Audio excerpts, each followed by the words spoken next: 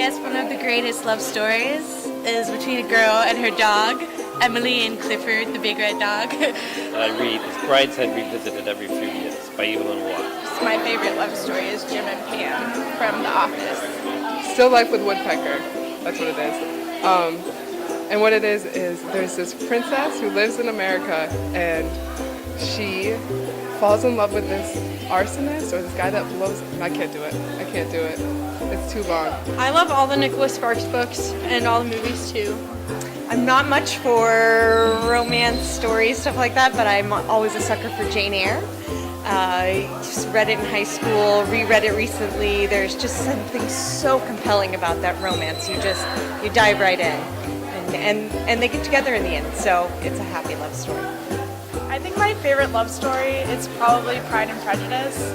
Darcy and Elizabeth from Pride and Prejudice, because it's a great time that they had together, hating each other and then growing to love each other, realizing they're meant to be. My greatest love story is the love story of God and how Jesus loves us no matter who we are, and I mean no matter who we are, and that's my greatest love story. All right. So she falls in love with this guy who is supposed to blow up this convention that she goes at in Hawaii. She goes to in Hawaii, and what happens is her father is really mad about that because she's a princess and she should not be falling in love with this guy Woodpecker who blows things up. So what happens is she has to marry the sheik, but she doesn't want to marry him because she's in love with the woodpecker. And so this sheik takes her away from America, and she says that the only way that she will marry him is if he builds her a pyramid, and they will get married inside of it once it's done. Love story of my parents, how they met and fell in love. They were like best friends for a really, really long time, and then they got married, and here I am. Okay, this is my own story. When I was in high school, I used to stand at the lunch line with a boy named Bobby, and he and I would play a game where we would look in each other's eyes without blinking, and whoever won, would win.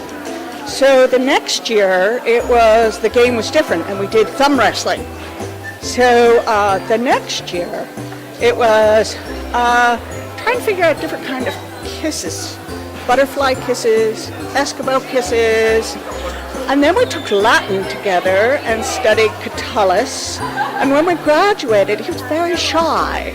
But when we graduated, he gave me the most beautiful poem from Catullus. We hadn't actually studied him because he's kind of an erotic poet.